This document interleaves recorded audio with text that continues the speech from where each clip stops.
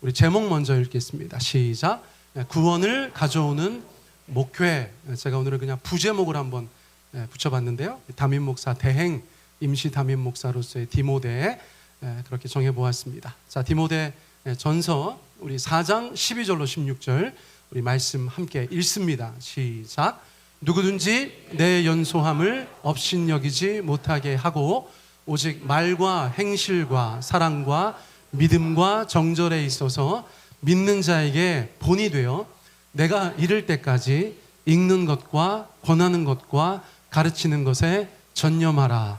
내 속에 있는 은사 곧 장로의 회에서 안수받을 때에 예언을 통하여 받은 것을 가볍게 여기지 말며 이 모든 일에 전심전력하여 너의 성숙함을 모든 사람에게 나타나게 하라. 내가 내 자신과 가르침을 살펴 이 일을 계속하라. 이것을 행함으로 내 자신과 내게 듣는 자를 구원하리라. 아멘. 이제 제 방이 있습니다. 감사하게도 제 방이 있어서 제 방을 이렇게 꾸미려고 꾸민 건 아닌데 이렇게 물건들을 가지런히 정리하다 보니까 한켠에 이런 풍경이 있습니다. 목사 안수 받았다고 안수패, 목사 안수 축하한다고 축하패, 지난 교회에서는 목사로서의 사역을 잘 감당했다고 감사패, 이런 것들입니다. 저거 평소에는 그냥 그럴듯해 보이지만 우리가 이사 다닐 때 보면 그냥 짐이잖아요. 그래서 반갑지 않은데 마침 사무실이 있어서 그냥 그렇게 꾸며놔 보았습니다.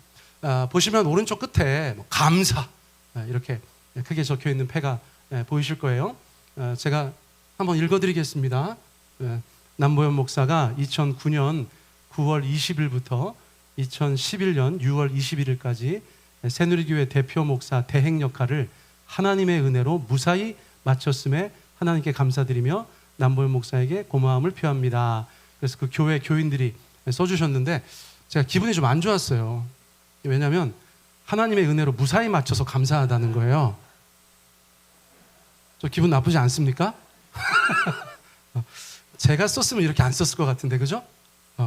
너무 잘 감당해 주셔서 감사합니다. 그랬을 것 같은데, 아무튼 하나님의 은혜 아니었으면 넌 못했을 거야, 이런 느낌이어서 제가 하루 정도 기분이 안 좋았던 그런 기억이 있어요. 근데 기본적으로 감사패니까 할렐루야. 무슨 일이 있었는가? 여러분, 제가 부목사로 있었는데 담임 목사님께서 갑자기 목회를 그만두시고 미국으로 가셨어요. 너무나 짧은 시간 안에. 그러니까 교회가 이제 약간 멘붕 상태인데 목사라고는 저 하나밖에 남지 않았습니다. 풀타임 목사는 저밖에 없었어요. 그래서 교인들께서 우리 남보현 목사님이 좀 임시로 담임 목사를 해달라고 저한테 말씀을 하신 거예요. 그런데 교회가 작지 않습니다. 여러분, 저 교회는 물론 제가 막 사진을 찾다 보니까 그 교회 예배 풍경을 급히 못 찾아서 다른 교회하고 연합하는 사진이에요. 근데 저 중에 그때 당시에 저희 교회 교인들이 더 많았을 때입니다. 그래서 출석 한 450명, 재석 생각하면 더 많은 교회에 제가 지금으로 따지면 36살에 담임 목사 임시 역할을 감당했던 거예요. 여러분, 어려웠을까요? 쉬웠을까요? 어십이 뭐야, 어십이. 쉽지가 않았어요. 쉽지가 않았어요. 그래서 저 때 제가 뭘 제일 많이 했을까요? 기도를 정말 많이 할 때요. 제 인생에 기도 제일 많이 할 때요. 어느 날 보면 막 4시간도 기도하고, 보통 2시간 반은 평균이고 3시간, 4시간 그렇게 기도할 때예요. 기도하니까 숨통이 트이고 설교가 되고 사람들을 만날 용기가 생겨서 제가 그 역할을 잘 감당했는데 교인들이 볼 때도 하나님의 은혜 아니면 너는 못했다 그런 느낌으로 한 거예요. 근데 여러분, 제가 늘 말씀드리잖아요. 제가 원해서 한 건 아니지만 교인들께서 2달이면 후임 목사님 오실 수 있다 그러셔서 제가 덥석 미끼를 물었는데 2년 했습니다. 2년. 그러니까 제가 그거 사기로 고소할까 하다가 안 했어요. 그런데 2년 동안 제가 기도도 하게 되고 말씀도 막 너무나 사회적으로 세상적으로 훌륭한 분들이니까 설교도 허투루 하면 안 돼가지고 막 정말 하나님 말씀 붙잡고 씨름하고 그러는 과정에서 어떤 일이 벌어졌을까요? 그냥 그때 시작할 때보다 끝날 때쯤에는 조금 더 목사다워졌다. 그렇게 제가 고백드릴 수가 있을 것 같아요. 그래서 저 시절을 생각합니다. 근데 왜 갑자기 제가 저 시절 얘기를 하는가? 오늘 이 본문 말씀이 제가 저 때 붙잡았던 말씀이에요. 가만히 읽다 보시면 제가 왜 그랬는지 아실 거예요. 사도 바울이 에베소 교회를 개척하고 떠나 있는데 그 교회에 문제가 생기지 않았습니까? 그래서 디모데를 보내면서 뭐라고 얘기하냐면 내가 올 때까지 좀 잘하고 있어라 이렇게 얘기하는 거예요. 내가 올 때까지 잘하고 있어라. 그러니까 디모데는 지금 정식 담임 목사라기보다는 임시 담임 목사의 역할을 감당하고 있는 것이 아닌가? 그때 당시에 제가 말씀을 읽다가 그 생각이 들었는데, 그리고 나서 12절부터 있다 보니까 막 감정이입이 막 한없이 되는 거예요. 그래서 내가 이렇게 해야겠구나. 하나님이 주신 특별한 기회에 내가 잘 감당해야겠다. 새로 오시는 목사님 오실 때까지 내가 이렇게 살아가리라, 이렇게 목회하리라. 그때 붙잡았던 말씀이 바로 이 말씀이기 때문에 설교하려고 성경을 턱 펼쳤는데 그때 생각이 막 주마등처럼 스쳐가서 여러분들한테 좀 말씀드리는 겁니다. 자, 본문의 배경과 또 저의 과거의 그런 추억을 여러분들께서 이렇게 마음속에 기억하시면서 오늘 말씀 들으시면 더 은혜가 될 줄 믿습니다.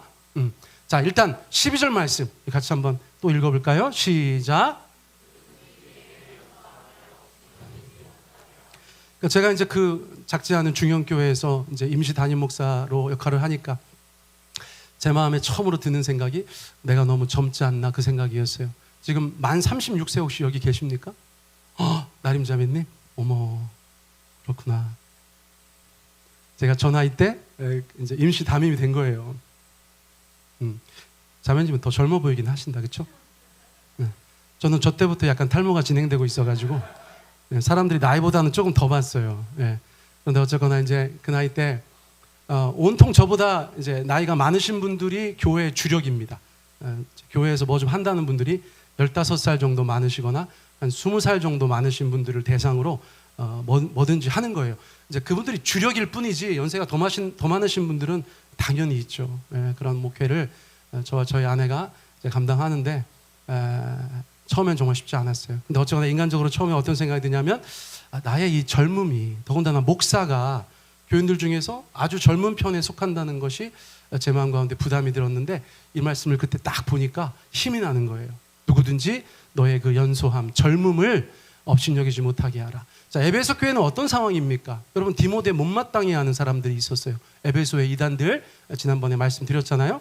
또 교인들 중에서 예를 들면 지난번에는 목회하던 분이 누구십니까? 사도 바울입니다. 그렇죠? 그런데 사도 바울이 보낸 사람이 왔는데 어떤 사람이 온 거예요? 젊은 목사가 온 거예요. 디모데의 나이에 대해서 역사상 많은 사람들이 궁금해하고 성경학자들이 맨날 그런 거 연구하니까 성경의 여러 가지 구절들 또 여러 가지 전승들을 바탕으로 해서 디모데의 나이를 이렇게 추측하는데 여러분 얼마쯤 될까요? 저때 당시에 디모데 목사님 나이가 어느 정도 될까요? 전혀 알 수 없는 걸 물어보는 제가 잘못이죠. 그렇죠? 30세 전후였을 것이다. 이렇게 보는 것입니다. 정확하진 않습니다. 당연히. 그런데 30세 전후의 젊은 목사였을 것이다. 이제 그렇게 얘기하는 것이죠. 그러니까 디모데가 그런 부담을 가지고 있을 수 있다는 거예요. 그래서 대적자들, 누구든지라는 거에는 대적자도 포함됩니다. 야, 대적자들도 네가 젊은 목사라고 업신여기지 못하게 해. 교인들 중에서도 연세 드신 분들이 어쨌거나 아이고 우리 젊은 목사 오셨네, 아이고 뭘 알아, 아이고 우쭈쭈 하면서 엉덩이 두드리게 하지 말아라. 예전 교회 할머니들이 저 엉덩이 한번 두드린 적도 있어요. 30 중반 한 3살 4살 때 아유 우리 목사님 너무 귀하다고 막 엉덩이 두드려 주시고 막 그랬던 적도 있어. 아무튼 간에 그런 것이 있다는 거예요. 어릴 때 여러분들 국군 장병한테 위문 편지 써보셨어요? 그때 뭐라고 쓰셨어요? 누구에게라고 쓰셨어요? 그쵸? 국군 장병 아저씨께라고 썼죠? 지금은 뭐라고 써요? 얘들아. 예전에는 막 아저씨 나라를 지켜주셔서 너무 감사. 요즘에는 얘들아 고생 많다. 당연히 그런 거예요. 여러분 교회 다니면서 어릴 적 생각해 보시면 앞에 서서 설교하던 목사님들 여러분보다 나이 많으셨어요? 적으셨어요? 다들 많으셨죠. 근데 최근에 어떠세요? 지금은 어떠세요? 어떤 분들한테는 아직 좀 많죠? 그렇죠? 그런데 어떤 분들은 아이고 우리 남 목사 참 귀엽다 이러실 수도 있어요. 일부 예배 때 오늘 어르신들 이제 장로님들 권사님들 오셨는데 100% 이해하시더라고요. 근데 여러분 세월이 지나면 지날수록 앞에 서는 분들 중에서 나보다 더 젊고 어린 분들 당연히 있을 수 있는 것입니다. 그때 우리가 어떻게 생각하셔야 될까요? 목사가 이런 얘기하니까 좀 뻘쭘하긴 합니다만, 그 사람이 정말 하나님 부르심이 있고 하나님께서 맡기신 사역들을 잘 감당하려고 애쓴다면 우리가 마땅히 존중해줘야 되는 줄 믿습니다. 존경은 존경받을 짓을 해야 존경을 하는 거고, 존중은 누구나 존중할 수 있어요. 그렇죠? 제가 이제 아까도 말씀드린 것처럼 36부터 38까지 그 교회에서 목회하면서 많은 분들의 인격을 봤어요. 많은 분들의 인격을 봐. 존경을 바라지 않아. 그런데 존중은 할 수 있어요. 어디 가셨든지 여러분들 주 안에서 우리가 원팀인 줄 믿습니다. 우리의 역할과 기능이 다르고 하나님의 부르심과 은사가 다른데, 저는 젊어서 목사들하고 사이가 너무 안 좋았다고 몇 번 말씀드렸죠? 참회의 고백을 하는 거예요. 참회의 고백.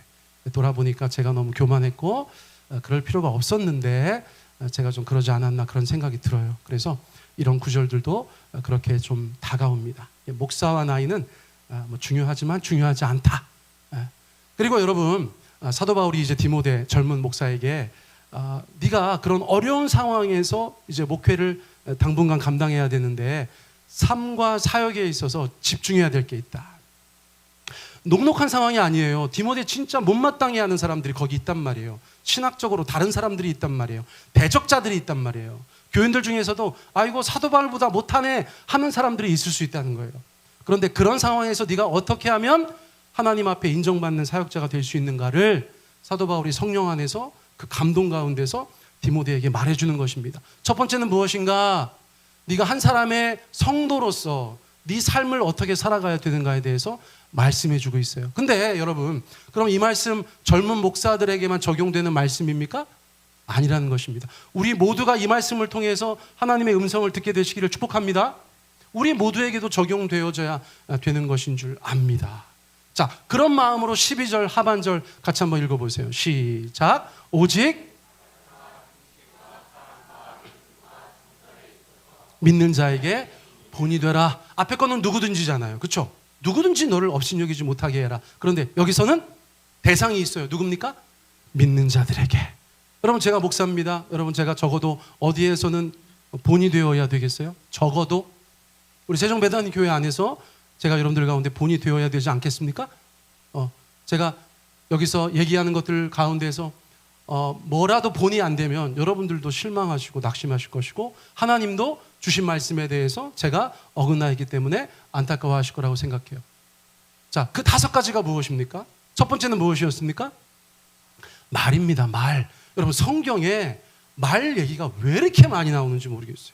말은 중요한 것입니다. 말은 어떤 면에서 영적인 것입니다. 말은 우리의 삶에서 많은 것들을 바꾸는 것이에요. 말을 잘하는 것과 말을 잘못하는 것은 엄청난 차이를 갖고 오기 때문에 그래요. 말은 중요한 것입니다. 그러니까 예를 들어서 목회자로서 제가 여러분들에게 말을 잘해야겠죠. 그게 본이 되어야 된다는 거예요. 부담스러워. 그래서 우리 교인들께서 우리 목사님 어떻게 말하는가 보자. 그리고 그 말을 보면서 그것을 본으로 삼고 이그샘플로 삼아서 나도 저렇게 말해야지 하는 목사가 되어야 된다는 것입니다. 여러분, 현재 진행형입니다. 아멘. 일부 때는 그런 부담이 없었는데 여기 조금 저보다 젊은 분들이 계시니까 갑자기 부담이 확 되네요. 어쨌거나 말에 있어서 믿는 자에게 본이 되어야 된다. 여러분들도 말에 있어서 믿는 자에게 본이 되시기 바라요. 두 번째는 뭡니까? 행실입니다. 행실. 우리의 삶 그 자체라고 얘기할 수 있어요. 삶 그 자체. 이제 최근에 어느 교회에서, 큰 교회에서 목사님이 아들한테 이제 교회를 물려주시려고 했단 말이에요. 여러분, 저는 세습 반대주의자입니다. 할렐루야. 제가 늘 말씀드렸죠. 근데 어쨌거나 교회를 물려주려고 했단 말이에요. 근데 교인들이 반대했다는 소식이 있어요. 근데 왜 반대했는 줄 아세요? 반대한 이유 중에 하나가 목사님, 아들 목사님은 안 됩니다.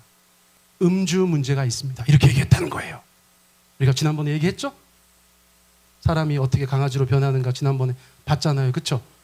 근데 어쨌거나 그 교회 목사님께서 아들을 밀어주려고 하는데 그 아들이 교인들이 알만한 음주 문제가 있었다는 거예요.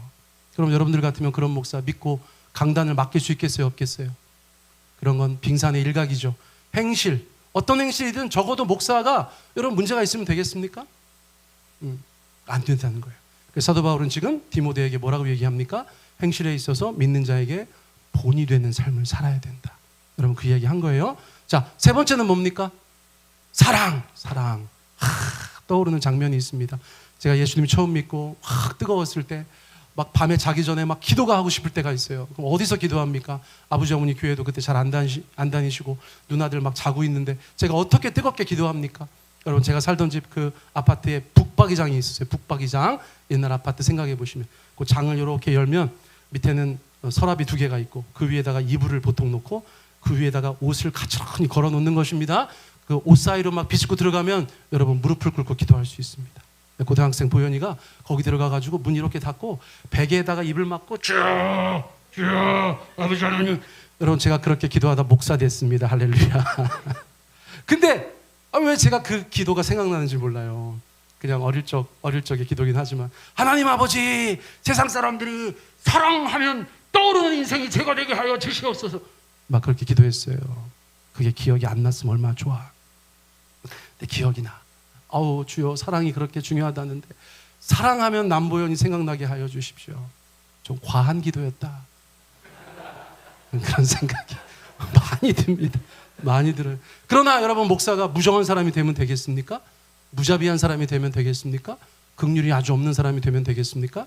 여러분, 주님께서 목회자들에게 원하는 것은 분명하다는 것이에요. 여러분, 사랑이 있어야 됩니다. 믿음은요, 상위 10%는 들어가야 될 거 아니야, 교회 안에서.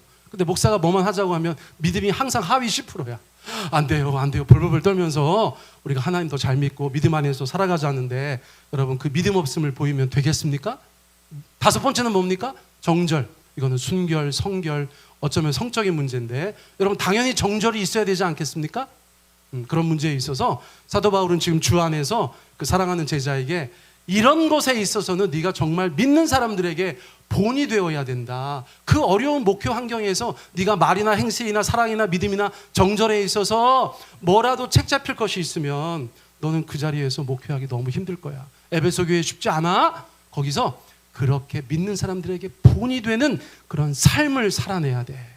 여러분, 디모데가 얼마나 무겁게 저 말씀을 받았겠어요.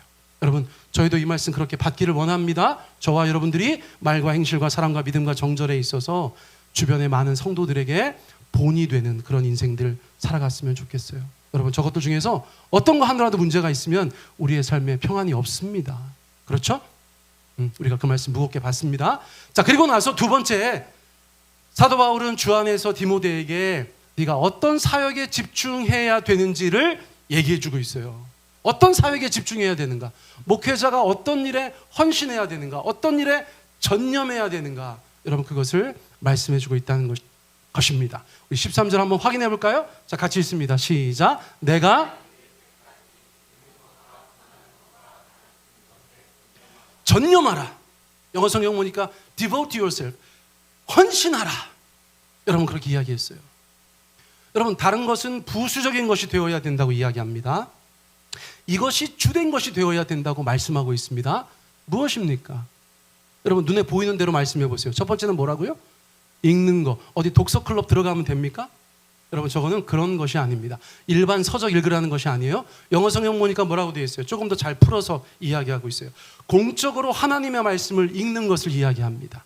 예배의 자리에서 하나님의 말씀을 읽는 것을 이야기합니다. 예수님께서 가버나움 같은 데 회당에 가셔서 이사야서를 쫙 펴놓고 거기에서 하나님의 말씀을 읽었죠. 여러분, 그런 퍼블릭한 리딩을 얘기하는 것입니다. 하나님의 사람으로서, 목회자로서, 설교자로서 회중들 앞에서 공적으로 하나님의 말씀을 계속해서 읽는 것, 그때 당시에 예배에 있어서는 굉장히 중요한 것이었어요.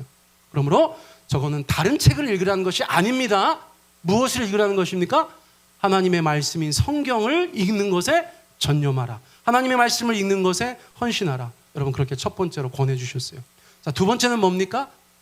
권하는 것이라고 그랬어요. 뭐 권하는 겁니까? 맛집 권하는 것입니까? 좋은 여행지 권하는 것입니까? 여러분, 무엇을 권하는 것입니까? 하나님의 말씀대로 살아가라는 것을 권하는 것입니다. 서로 돌아보아 사랑과 선행을 격려하라 할 때 세상과 구분되어지죠. 믿는 사람들끼리 격려하는 것은 또 다른 줄 믿습니다. 여러분, 디모데는 무엇에 전념하고 헌신해야 되는가? 하나님의 말씀을 소화해서 그 말씀을 성도들 가운데 권하는 거예요. 형제님, 조금 더 기도하시면 좋겠어요. 하나님께서 우리 가운데 기도하기를 원하세요. 자매님, 말씀을 조금 더 읽으시면 좋겠어요. 지금 하나님의 말씀이 좀 부족한 것 같아요. 통독하는 것도 좋지만 공부하시는 것도 좋아요. 공부하는 것도 좋지만 다른 사람 가르칠 때 더 많이 은혜 받아요. 한번 리더도 해보세요. 온갖 주 안에서 선한 일을 말씀의 근거에서 권하는 것이 목회자의 일인 것입니다. 여러분, 그러므로 제가 저렇게 할 때 여러분 받아들이시기 바랍니다. 아멘? 우리 목사님은 맨날 뭐 이렇게 하라저라 말이 많아. 진짜. 정말 이렇게 하지 마시기 바랍니다. 하나님의 말씀을 따라서 권하는 것이 목회자의 일이기 때문이에요. 그리고 나서 가르치는 것도 역시나 성경을 가르치는 것입니다. 하나님의 말씀 가르치는 거예요. 여러분, 제가 요즘에 어쨌거나 1대1로 여러 사람들 만나면서 제가 가장 먼저 하는 말이 뭐냐면 죄송하다는 말이에요. 죄송하다는 말. 교회가 10년이 넘었는데 어쨌거나 교회에 마땅한 양육 과정이 없어서 이렇게 오래도록 여러분들의 신앙 성장을 방치한 것에 대해서 제가 너무 죄송합니다. 여러분, 제가 사과하고 시작합니다. 정말이에요. 여러분, 그런데 어느 때보다 열심히 하고 있어요. 하나님의 말씀을 가르치는 것이 목회자의 본연의 사명이기 때문이에요. 자, 그러면 읽는 것이나 권하는 것이나 가르치는 것이나 다 무엇과 관련되어 있는 것입니까? 말씀. 하나님의 말씀인 성경과 관련이 있는 것이라는 거예요. 왜 성경이어야 합니까? 왜 성경이어야 합니까, 여러분? 여러분, 어떤 분이 저한테 목사님, 제가 너무 좋아하는 목사님인데 이 설교 한번 꼭 들어보세요. 그래가지고 제가 남의 설교 잘 안 듣는 거 제가 몇 번 말씀드렸죠? 네. 그런데 이제 좀 사연이 있어서 한번 들었어요. 네. 근데 전체 러닝 타임이 45분이에요. 45분. 45분 설교를 듣다가 제가 정말 깜짝 놀랐어요. 내가 잘 아는 분이 너무나 좋은 설교를 하고 저한테 소개해 준 영상에 하나님의 말씀이 1분 1초도 안 나와요. 45분이요. 1분 1초도 안 나와요. 네, 그건 아니다. 읽긴 읽었어요. 뭐를? 본문을. 그리고 나서 여러분, 제가 지금 몇 년째 설교하고 있는 줄 아십니까? 45분 동안 성경 얘기를 단 한마디도 안 했어요. 근데 누군가가 그 설교가 너무 명설교라고 저한테 소개해줬다는 것 자체에 저는 경악을 금할 수가 없었어요. 여러분, 제가 확신합니다. 하나님의 눈에 그 목사는 설교자가 아닙니다. 왜요? 설교자는 뭐 하는 사람이기 때문에 그렇습니까? 하나님의 말씀을 읽고 권하고 가르치는 사람이기 때문이에요.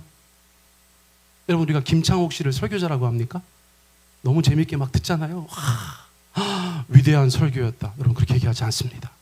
너무나 재밌는 강연이죠. 그러면 이름을 분명히 하라는 거예요. 설교라고 하고 그렇게 하지 말라는 거예요. 저는 한 사람의 설교자로서 강단에 대한 애정이 있는 사람으로서 여러분, 그런 류의 설교를 저는 인정할 수 없어요. 여러분, 하나님께서 우리 가운데 주신 건 뭡니까? 사랑하는 목회자들아, 설교자들아, 읽는 것과 권하는 것과 가르치는 것에 어떻게 하라? 전념하라. 다른 것들이 들어올 여지가 없어요. 그럴 시간도 없고 그런 에너지도 없어요. 우리는 오직 하나님의 말씀을 가지고 살아가야 되는 사람들인 줄 믿습니다. 그러니까 설교는 말씀이에요. 말씀을 건전한 신학 가운데에서 또 건전한 해석학 가운데에서 하나님이 주신 은사대로 그 사람의 성품과 성격대로 그 사람의 신앙의 정도에 따라서 그것을 성령 안에서 선포하는 것이 설교인 줄 믿습니다. 여러분, 설교는 그래야 돼요. 근데 왜 성경이라는 거예요? 다른 거 좋은 거 나누면 안 돼요? 톨스토이 거 나누면 안 돼요? 해밍웨이 거 나누면 안 돼요? 왜 성경이어야 합니까? 디모데후서 3장 말씀 우리 같이 한번 읽어보겠습니다. 자, 시작.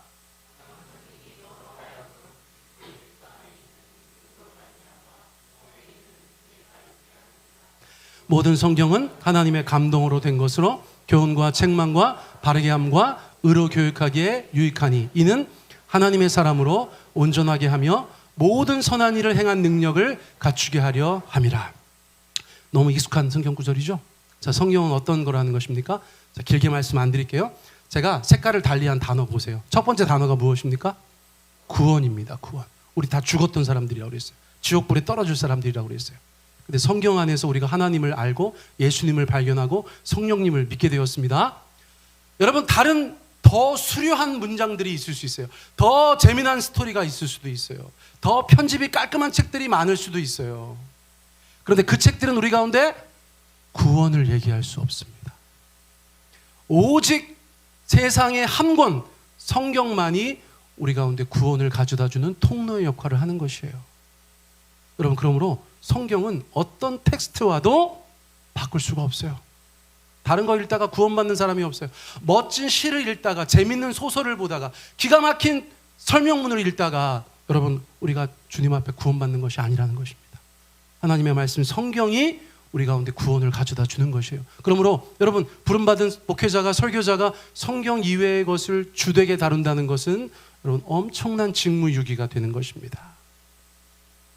그리고 여러분, 그 성경을 우리가 읽다 보면 어떤 사람이 되는가도 굉장히 중요합니다. 여러분, 우리가 그 성경을 읽다 보면, 그 성경대로 살다 보면 어떤 사람이 되는가가 굉장히 중요하다니까요. 어떤 사람이 된대요? 여러분, 그 성경을 통해서 우리가 교훈을 받는다는 것입니다. 내 생각이 아니라, 세상적인 사람들의 어떤 주관이 아니라 하나님이 내게 인생을 이렇게 살아라고 하시는 그 교훈이 성경을 통해서 우리 가운데 주어진다는 거예요. 여러분, 누가 세상 사람들 서로 사랑하라고 얘기합니까? 이기적으로 자기 경쟁에서 이겨서 자기 거를 쟁취하라고 하지. 그런데 하나님은 하나님 나라의 교훈을 우리 가운데 주신다는 거예요. 아멘. 무엇을 붙잡고 살아가야 됩니까? 하나님의 말씀 붙잡고 그것을 교훈 삼아서 살아가야 되는 줄 믿습니다. 자, 성경은 우리 가운데 두 번째 뭘 하신다는 거예요? 뭐 하신대요? 읽기도 싫어하지. 책망. 여러분, 책망 좋아요, 나빠요? 여러분, 지금 여기 계신 분들 제가 누구라도 한 사람 붙잡아다가 앉혀놓고 책망하면 여러분들 어떻게 하실 것 같아요? 다음 주에. 왜 웃어? 안 나올 거니까 웃지. 저희 시골에 있을 때 어떤 부부가 있었어. 지금 워낙 옛날 얘기라 제가 합니다. 누군지 모르는 분들이 대다수니까. 연상연하 커플이었어요. 와이프가 6살 많아. 남자를 같은 교회에서 후배인데 서로 너무 싫어하다가 정들었대. 남녀 관계가 그런 거 아닙니까? 네, 그래가지고 결혼을 했어요. 그래서 이제 교회를 왔는데 제가 가만히 보니까 자매가 남편을 너무 무시해. 뭐 때문에? 나이 때문에 그랬는지, 자기가 잘났다고 생각했는지, 애도 둘인데 집에서 그런 거야. 우리가 모르죠. 어쩔 수 없어. 교회까지 와가지고 막 밥 먹을 때도 막 뭐 좀 목장 모임 할 때도 막 너무 보기 싫은 거예요. 그래서 제가 어느 정도 친해졌다고 생각해서, 뭐라고요? 어느 정도 친해졌다고 생각해서 큰 오판이죠. 그 자매를 불렀어요. 어느 날 또 그러길래, 자매, 나랑 잠깐 얘기 좀 해요. 자매님, 누구누구 형제 남편이에요. 애들 아빠야. 아니, 자매가 조금 더 믿음 있다고 생각하는 것 같은데 남편 그렇게 하면 안 돼. 세워줘야죠. 제가 얼마나 공손하게 지혜롭게 기도하는 마음으로 했겠어요? 그렇죠? 바로 교회 안 나와. 바로. 제가 그때 느꼈어요. 앞으로는 그러지 말아야지. 여러분, 누가 여러분들을 책망하고 훈계할 수 있습니까? 지금? 여러분, 누가 여러분들을 훈계하고 책망하면 가만히 있으시겠어요? 하나님밖에 안 계세요. 저는 그렇게 생각해요. 우리 뭐 초등학생 애들 붙잡아 놓고도 훈계하면 걔도 안 나올 걸 다음 주에? 여러분, 누가 하셔요? 이것만 대답해 보세요. 누가 하세요? 무엇을 통해서? 말씀을 통해서. 여러분, 잘 들어보세요. 책망은요, 잘못하고 있어서 하는 거거든요. 잘못 가고 있어서 하는 거라고요. 그런데 그 책망 안 들으면 어떻게 되는 거예요? 잘못되는 거예요. 여러분, 잘 기억하세요. 책망은 잘못하고 있어서 하는 건데 그거 듣기 싫다고 하면 잘못되는 거다. 그런데 마땅히 나한테 그렇게 할 사람이 없다. 우리는 하나님 앞에 나아가서, 주님, 제가 잘못하는 것이 있으면 책망해 주십시오. 훈계해 주십시오라고 기도할 수 있는 정도의 신앙은 있어야 된다는 거예요. 그게 우리를 살리는 길입니다. 자, 세 번째는 뭡니까? 바르게 한다는 게 뭐예요? 영어 성경 보니까 교정해 주는 거예요. 교정해 주는 거. 여러분, 교정은 책망과 훈계랑 다릅니다. 그렇죠? 이거는 잘하고 있어요? 못하고 있어요? 잘하고 있는 거예요? 못하고 있는 거예요? 웬만큼 하고 있는 거예요. 그렇죠? 웬만큼. 그래서 저거는 조금만 요거 잡아주면 더 잘할 것 같은데 할 때 바르게 함을 하는 것입니다. 바르게 함을 하시는 거예요. 저 운동 좋아하니까. 어떤 사람이 뭐 하는데 저거 자세 조금만 고치면 너무 좋을 것 같은데, 여러분 그때 가가지고 바르게 해주는 것입니다. 교정해 주는 것입니다. 그러면 정말 되네? 하고서 플레이를 하더라고요. 여러분 하나님도 우리 인생 가운데 잘하고 웬만큼 하고 있는 사람들에게 교정해 주시는 분이신 줄 믿습니다. 하나님의 말씀을 통해서. 마지막 의로 교육하는 것이에요. 우리를 훈련시킨다고 하셨어요. 말씀을 통해 훈련하는 거예요. 자꾸 자기를 쳐서 말씀 앞에 복종시킬 때 주님 앞에 믿는 사람으로서 그 성경이 하나님의 말씀에 놀라운 은혜의 통로가 되는 줄 믿습니다. 자, 그렇게 교훈받고 책망받고 바르게 함을 받고 의로 교육하기를 받으면 여러분 그 사람은 어떻게 될까요? 여러분 다시 한번 말씀드려요. 그냥 성경 이렇게 가끔 읽고 많이 읽어도 아무 생각 없이 읽고 읽긴 읽는데 하나님의 말씀으로 생각하지 않고 그냥 무슨 사서 삼경 보듯이 읽고 그러면 저런 일이 있습니까? 없습니까? 없어요. 그런데 하나님의 말씀으로 믿고 교훈받고 책망받고 바르게 함을 받고 의로 교육함을 받으면 여러분 끝에 두 줄 읽어보세요. 자, 시작. 이는 하나님의 사람으로 온전하게 하며 모든 선한 일을 행할 능력을 갖추게 하려 함이라. 하나님의 말씀 안에 그 놀라운 비밀의 은혜가 있다는 거예요. 여러분도 이 말씀 가지고 실험 한번 해보지 않으시겠습니까? 그 결론은 뭡니까? 일단 성경을 열어야겠네요. 일단 성경 앱을 눌러야겠네요. 성경도 안 보면서 이런 구절 볼 필요도 없습니다. 여러분 제가 인생을 살아보니까 자, 일단 성경 펴고 얘기하셔요. 아멘. 그러면서 이것을 하나님의 말씀으로 받고 하나님 내게 교훈하여 주십시오. 나를 책망하여 주십시오. 나를 바르게 하여 주십시오. 나를 의로 교육하여 주십시오 하는 사람들은 하나님의 사람으로 온전케 되실 줄 믿습니다. 아멘. 자, 그리고 나서 주 안에서 사도 바울이 선배로서 제자 목사에게 이렇게 말씀하고 있어요. 여러분 연이어 얘기하고 있는 것입니다. 너 쉽지 않지? 일단 네가 젊은데 그 젊은 거 가지고 너 너무 쫄지 마. 담대하게 해야 돼. 그 다음에 너의 삶에 있어서는 요 5가지를 기억해. 그거를 주님 앞에 순종하며 살아. 그리고 목사로서 하나님의 말씀에 집중해. 전념해. 헌신해. 라고 얘기하고 나서 무슨 얘기를 하고 있어요? 14절 같이 한번 읽습니다. 시작. 내 속에 있는 은사 가볍게 여기지 말아라. 디모데가 꼭 그랬다는 게 아니라 선배로서의 주 안에서 조언입니다. 너 은사 받았잖아. 너 은사 받았잖아. 하나님이 목회자에게 은사를 왜 주냐면 그 목회를 돕기 위해 주신 거야. 그런데 그거 무시하면 되겠어? 가볍게 여기면 되겠어? 디모데 목사 아니야. 그거를 중요하게 여겨야 돼.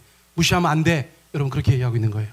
여러분 은사하면 떠오르는 게 뭐가 있습니까? 은사 방언. 그럴 줄 알았어요. 여러분 우리가 성경에 보면 그런 소위 말하는 성령의 은사라는 것이 25개 플러스 알파 이렇게 이야기하고 있어요. 우리가 교회에서 알고 있는 은사들 많잖아요. 뭐 방언의 은사든지 뭐 믿음의 은사든지 뭐 긍휼의 은사든지 치유의 은사든지 가르치는 은사든지 그런 게 성경에 한 25개 플러스 알파 나온단 말이에요. 그것만 은사인가? 여러분 그게 은사가 다가 아니에요. 왜요? 자, 은사라는 말 일단 헬라어로 뭐라고 합니까? 카리스마. 여러분 칼 있어요 없어요? 칼 있어요? 칼 없어요? 카리스마. 카리스마가 무슨 뜻이에요? 은사라는 뜻이라니까. 은사. 근데 그것을 그냥 직역하면 뭐예요? 선물이란 말이에요. 선물. 여러분 왜 은사 있는 사람들하고 카리스마 이게 무슨 상? 여러분 막 예수 이름으로 명하노니 딱 했. 우와 칼 있네. 그죠? 카리스마가 되는 거예요. 무슨 말씀인지 아시겠죠? 아마도 그렇게 되지 않았나 그런 생각이 들어요. 그럼 은사가 선물인데 여러분 우리 예를 들어서 우리 조상들이 성경을 번역해야 되는데 카리스마를 번역해야 돼. 의미가 뭐라고요? 선물인데 누가 주신 선물이에요? 왕이신 하나님이 주신 선물이잖아요. 이걸 어떻게 번역할까? 카리스마로 번역할까? 그 고민. 선물로 번역할까? 근데 뭔가 선물 이상하잖아, 그죠? 약하잖아. 가벼워 보이잖아. 근데 그때 떠오르는 단어가 있었으니 그게 뭐라는 거예요? 조선시대 왕들이 신하들과 백성들에게 뭐 잘한 거 있으면 선물을 줬는데 그걸 뭐라고 불렀다는 거예요? 그걸 은사라고 불렀다는 거예요. 여러분, 말로만 보니까 은사 좋은 거예요, 나쁜 거예요? 너무 좋은 거죠? 여러분, 임금님이 아무거나 줬겠어요? 뭐를 주든지 간에 좋은 거 줬겠죠. 백성아, 신하야, 잘했다, 내가 너한테 선물한다, 아무거나 주겠냐? 명품이다 하고 주지 않으셨겠습니까? 은사에 대한 기본적인 이해를 우리가 이렇게 가져야 된다는 거예요. 자, 그러니까 지금 믿는 사람들에게 있어서 은사는 무엇인가? 넓은 의미에서, 방언 뭐 이런 것만 얘기하지 마시고 넓은 의미에서 하나님이, 왕이신 하나님이 내게 주신 거, 너무 명료하죠? 왕이신 하나님이 내게 주신 거, 여러분, 그게 넓은 의미에서 은사라고 할 수 있다는 거예요. 자, 어릴 때부터 공부 잘하신 분들 손 들어보세요. 몇몇 분들이 움찔했어요. 축하드립니다. 좋았겠어요? 어릴 때부터 공부 못하기를 작정한 사람 있어요, 없어요? 유치원 가면서부터 어머니, 저는 그쪽이 아닌 것 같습니다. 유치원 때부터 안 그래. 누구나 시도는 해보지, 그쵸? 눈높이도 해보고 빨간펜도 해보고, 아무튼 하다가 뭘 알게 돼요? 나의 죽음을 알리지 말아라, 그죠? 저는 아닙니다. 저는 여기까지입니다. 그걸 알게 되는 거 아니겠습니까? 그런데 어떤 사람들은 맨날 놀다가 잠깐 교과서 중심으로 공부했는데 학력고사 1등하고 뭐 이렇게 되는 것입니다. 왜 그래요? 하나님이 허락하지 않으셨으면 그 공부머리가 있어요, 없어요? 있어요, 없어요? 우리 한철 목사님 얘기 또 해야지. 우리 한철 목사님 얼마나, 여러분, 천안 아산에서 현수막 걸렸던 분이에요. 네? 고등학교 때부터 유학 가가지고, 여러분, S대 대학원까지 졸업하시고, 미국, 그 얘기 그만해야지. 길을 못 찾아요. 자, 우리 교수님 보면서 너무 당황했어요. 어느 날 운동하러 세종시 테니스장 앞에서 만나기로 했는데 아무리 시간이 지나도 안 들어와. 코트에 안 들어와요. 그래서 좀 지나 전화했어요. 저 형님, 목사님 어디 계셔요? 그랬더니 나 집에 갈게. 왜요? 출발 안 하셨어요? 아니, 거의 다 온 것 같은데 거의 다 온 것 같은데 테니스 코트를 못 찾겠다는 거예요. 사모님, 제가 기도하고 있습니다. 사모님을 위해서. 네.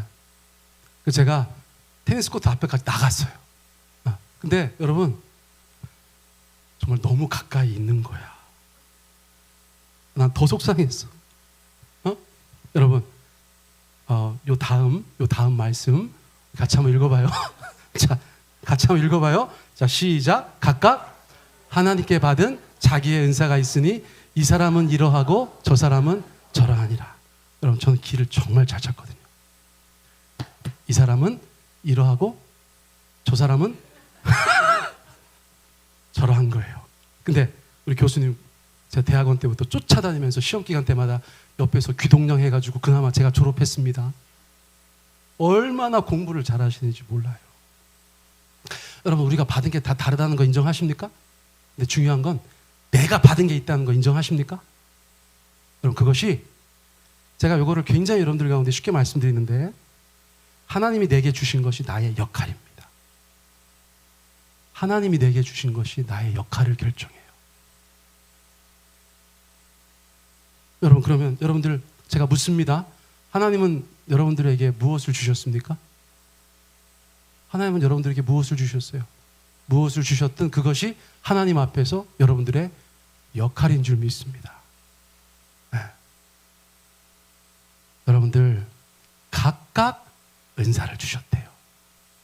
여러분들이 저 사람 바라보면서 어머, 저 사람 하는 거 난 못하는데, 그럴 필요가 있다 없다? 없다. 왜요? 이 사람은 이런데 저 사람은 저러니까, 저 사람은 저렇고 이 사람은 이러니까 내 역할, 내 기능, 나의 사명, 나의 부르심에 충실할 때 여러분, 하나님의 나라가 더욱더 놀랍게 풍성한 하나님의 나라 공동체가 될 줄 믿습니다. 여러분, 디모데는 무슨 은사를 받았을까요? 알 수가 없죠. 그런데 디모데가 혹시나 하나님께 받은 그 은사를 가볍게 여길까 봐, 사도 바울은 너무 그게 중요하다는 걸 아니까 네가 받은 은사를 무시하지 말고 그걸 가지고 목회에 귀하게 써라, 여러분 그렇게 말씀해 주고 계셨단 말이에요. 근데 제가 요거 얘기하니까 설교가 조금 길어지는데 꼭 얘기하고 싶어. 꼭 얘기하고 싶어. 여러분들 그 받은 모든 것들이 더 커지게 하는 방법을 제가 알려드릴 거예요. 공짜로. 너무 좋죠? 여러분들이 받은 모든 은사들, 넓은 의미에서의 모든 하나님의 선물들이 더 큰 선물이 되게 하는 방법을 제가 지금부터 알려드릴 거예요. 이거 제가 확신컨대 다른 교회에서는 안 가르쳐 주는 거예요. 특허내려고. 자, 고린도전서 12장 31절 읽어보세요. 시작.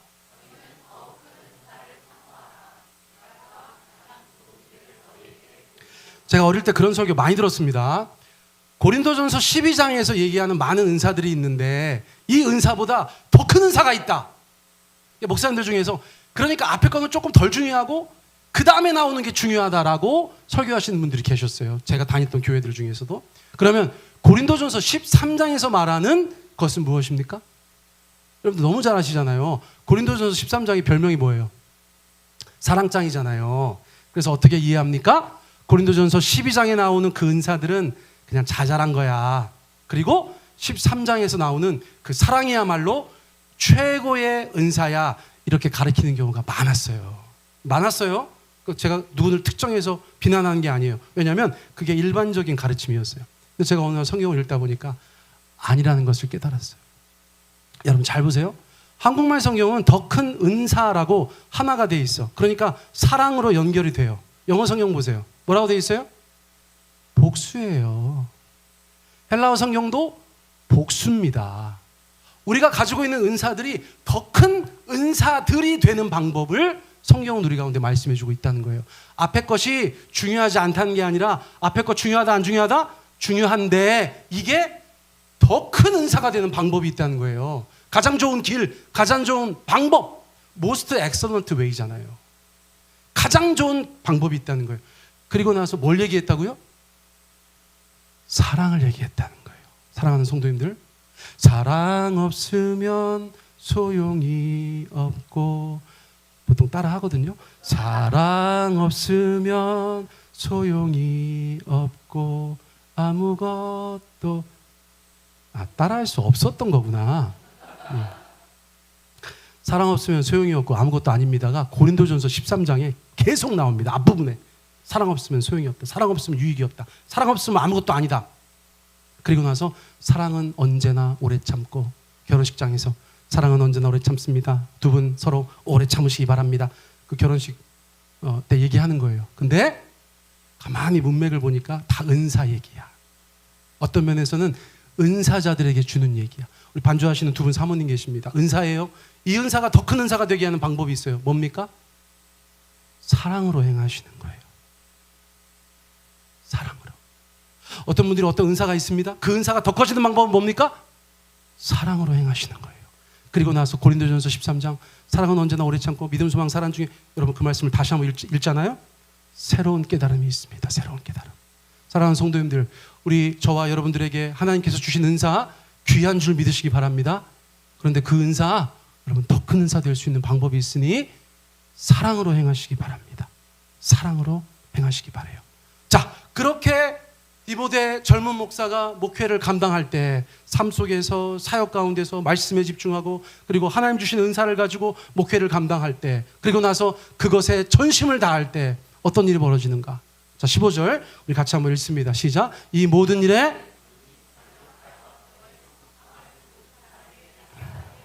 많은 사람들이 젊다고 무시하고 아직 뭐 경험 없다고 무시하는데, 주님 앞에서 그 일들을 열심히 그런 구성들로 그런 것들을 전력을 다해서 주님 앞에 감당할 때 어떤 일이 벌어진다는 거예요? 성숙해진다는 것입니다. 아멘? 발전이 있다는 것입니다. 그렇게 다 번역을 했어요. 진보가 있다는 것입니다. 발전하는 모습이 나타난다는 것입니다. 성숙함이 있다는 것입니다. 여러분, 우리가 사랑하는 성도님들, 어떤 일을 하든지 여러분들의 삶의 자리에서, 여러분들의 신앙의 영역에서 여러분 주님께서 하라고 하신 것들을 전심전력함으로 진보가 나타나고 발전하는 모습이 나타나고 성숙하시는 주님의 사람들 되시기를 축복합니다. 언제까지 우리가 계속해서 자라지 않고 영적인 아이의 자리에서 머물러 있을 수 있겠어요? 여러분, 그것은 너무나 큰 재앙이에요. 여러분, 우리가 주님 앞에 자라가야 돼요. 자라가야 합니다. 그러기 위해서는 앞에 디모데에게 주신 말씀을 우리도 받고 그 말씀대로 순종하며 살아가는 것들이 필요하다는 거예요. 여러분 그렇게 할 때 너무나 중요한 말씀을 하세요. 16절 마지막입니다. 같이 한번 읽습니다. 시작. 내가 내 자신과 가르침을 살펴 이 일을 계속하라. 이것을 행함으로 내 자신과 내게 듣는 자를 구원하리라. 너무나 저한테는 무겁고 부담스럽게 다가오는 말씀입니다. 이 땅의 모든 목회자들, 설교자들에게 동일하게 부담스럽게 다가와야 되는 말씀이라고 저는 믿습니다. 여러분, 말씀의 통로입니다. 여러분, 이건 제가 객관적으로 말씀드리는 거예요. 말씀의 통로입니다. 여러분, 제가 제 자신을 살펴보지 않아서 망가진다면 어떻게 될까요? 여러분, 제가 제 가르침을 살펴보지 않아서 심각하게 오염된다면 어떻게 될까요? 여러분, 제가 쏟아내는 그 모든 말들 때문에 여러분들도 오염되고 여러분들도 변질되고 여러분들도 길을 잃게 된다는 사실을 이 하나님의 말씀 앞에서 저는 다시 한번 제 자신을 돌아봅니다. 여러분, 모든 목회자들, 모든 설교자들이 이 말씀 앞에 굴복해야 되는 줄 믿습니다. 이렇게 행함으로 어떻게 하라? 내 자신과 내게 듣는 자를 구원하리라. 여러분, 저만 막판에 죽기 전에 그거 잘못했네, 평생 얘기 잘못했네 하고 저만 수정하고 구원받아요? 여러분, 그런 면에서 저와 여러분들은 운명 공동체죠. 네. 여러분, 저도 구원받기를 원합니다. 아멘. 그리고 저의 말씀을 들은, 저의 설교를 들은, 하나님의 말씀을 전하는 그 저의 설교를 들은 여러분들도 하나님을 온전히 믿게 되고 온전히 알게 되고 그분과 교제하고 여러분 그분 앞에서 구원을 얻어서 여러분 하나님의 백성으로서 영생복락 누리시기를 축복합니다. 이것을 행함으로 내 자신과 내게 듣는 자를 구원하리라. 여러분, 이 말씀 우리가 붙잡고 기도합니다. 세 가지 정도 그냥 권해드리는 거예요. 여러분들 각자 기도하셔도 되고요. 첫째, 우리 성경 하나님의 말씀으로 믿으시기 바랍니다. 여러분, 이 말씀을 믿고 읽고 순종하십시오. 읽고 순종하십시오. 하나님의 온전한 사람으로 주님 앞에 구원받는 백성으로 여러분 그렇게 살아가시기 바라고요. 우리가 주님 앞에 받은 온갖 것들을 더 위대하게 만드는 그 사랑을 아버지 내게 순종할 마음을 주시고 믿음을 주셔서 사랑의 열매 그리고 모든 삶의 영역에서 믿음의 열매 맺는 인생 되게 하여 주십시오. 그리고 구원받는 교회, 구원받는 성도, 구원받는 목사 되게 하여 주십시오. 이 시간 우리가 말씀 기억하면서 우리 한 2분 정도 기도하며 나가겠습니다. 함께 기도합니다. 이 땅에 오셨던